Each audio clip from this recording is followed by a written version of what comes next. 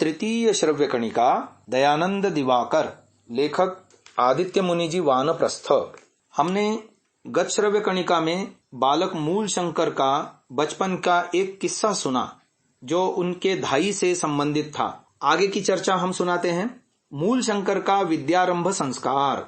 पंचम वर्ष की आयु में अर्थात संवत 1886 गुजराती में बालक मूल शंकर के पिता करशनजी तिवारी ने उनका विद्यारंभ संस्कार किया था।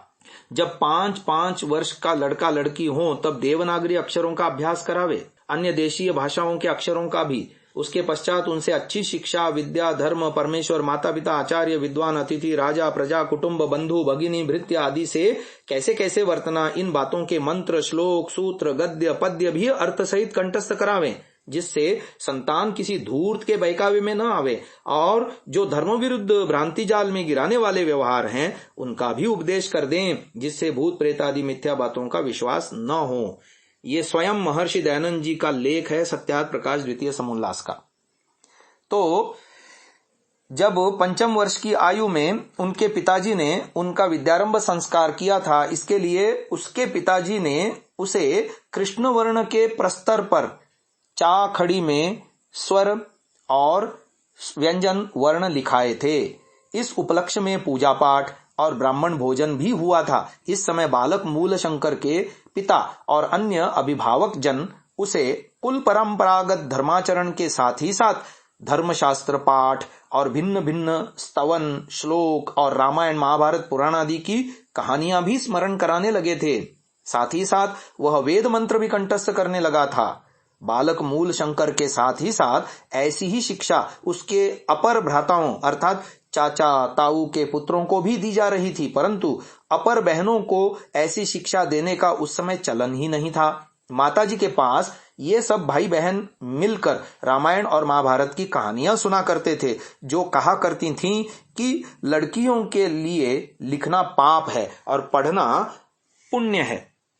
इसलिए मूल शंकर की माताजी को भी लिखना नहीं आता था, पर वह पढ़ अवश्य लेती थी। इस रूप में विद्याभ्यास करते हुए बालक मूल शंकर के जीवन के 3 वर्ष बीत गए।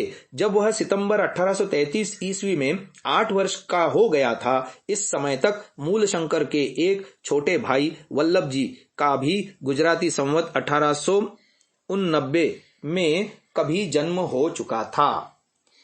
मूल शंकर का यज्ञोपवीत संस्कार।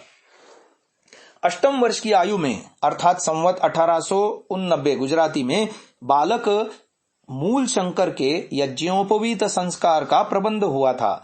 इसके उपलक्ष्य में 100 वेदज्ञ औदिच्य ब्राह्मण निमंत्रित किए गए थे। इन ब्राह्मणों ने एक दिन पहले ही आकर प्रारंभिक यज्ञ और वेद पाठ आरंभ कर दिया था। बालक मूल शंकर के पिता ने उसके लिए सोने का 3 तार वाला यज्ञोपवीत बनवाया था। प्रत्येक ब्राह्मण को भोजन के बाद 1-1 वस्त्र, लोटा और 10-10 रुपए की दक्षिणा दी गई थी। यज्ञोपवीत संस्कार के बाद बालक मूल शंकर को 10 दिन के लिए घर में ही बंद रहना पड़ा था और ये 10 दिन उसे गायत्री मंत्र के जप और संध्योपासना में ही बिताने पड़े थे। 10 दिन बाद जब वह यज्ञोपवीत धारण करके बाहर निकला, तब उसकी झोली में सभी ने कुछ न कुछ भिक्षा स्वरूप प्रदान किया था।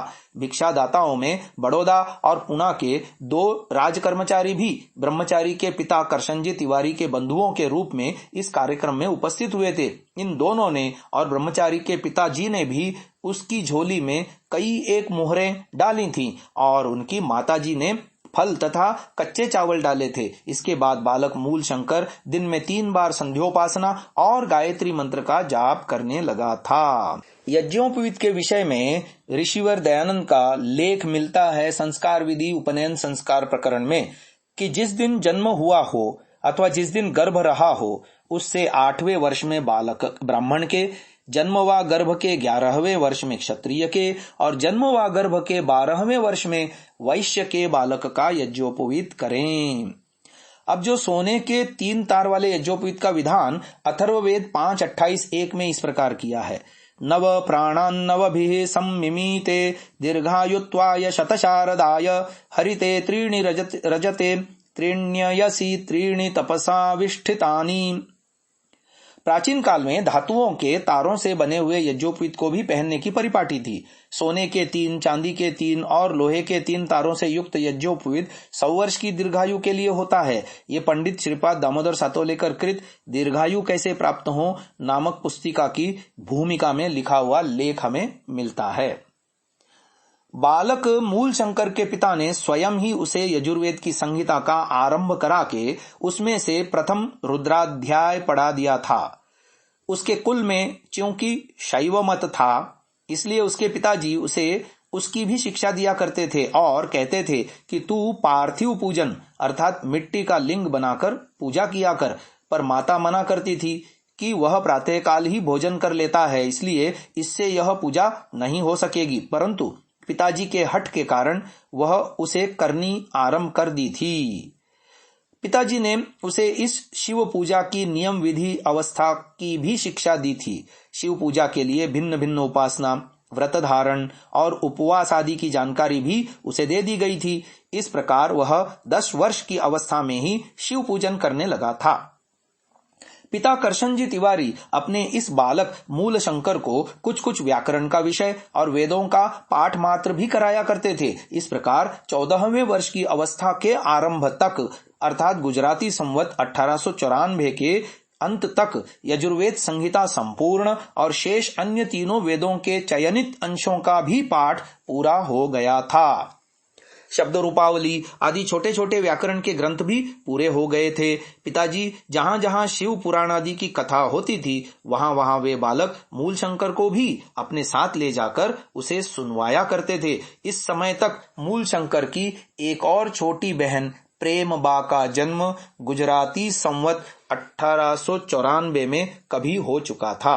बालक मूल शंकर के घर में भिक्षा की आजीविका नहीं थी, क्योंकि उसके पिताजी जमींदार थे और वे लेन देन से अपनी आजीविका चलाते थे।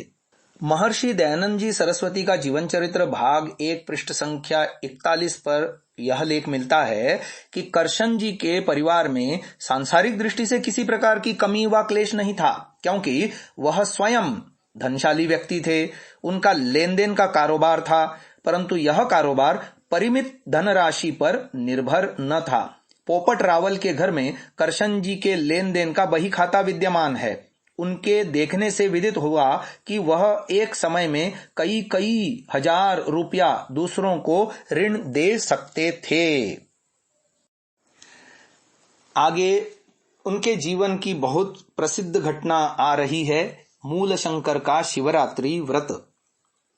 मूल शंकर को उसकी 14वीं वर्ष की अवस्था में अर्थात गुजराती संवत 1895 विक्रमी में 12 फरवरी 1839 ईस्वी मंगलवार को उसके पिताजी ने शिवरात्रि का व्रत रखने के लिए आदेशित किया कि इसके लिए उसे कठोर उपवास करना है। परंतु माता ने इसका प्रतिवाद किया, जिससे माता और पिता में परस्पर कलह उत्पन्न हो गई थी। अंततः माताजी को इस प्रकरण में अपनी पराजय स्वीकार करनी पड़ी थी, जिससे मूल शंकर को व्रत धारण करना ही पड़ा था। इस व्रत के संबंध में अपने पिताजी से पूछने पर उन्होंने मूल शंकर को बताया था कि शिवरात्रि में 4 प्रहर तक जागते हुए 4 बार यानी प्रथम प्रहर में दूध के द्वारा, द्वितीय प्रहर में दधी के द्वारा, तृतीय प्रहर में घृत के द्वारा और चतुर्थ प्रहर में मधु के द्वारा पूजा करने से शिवजी स्वयं आकर दर्शन देंगे। अतः मूल शंकर परम श्रद्धा भक्ति के साथ इस पूजा को करने के लिए तैयार होकर जगत के प्रलयकर्ता शिवजी के दर्शन के लिए लालायित हो गया था।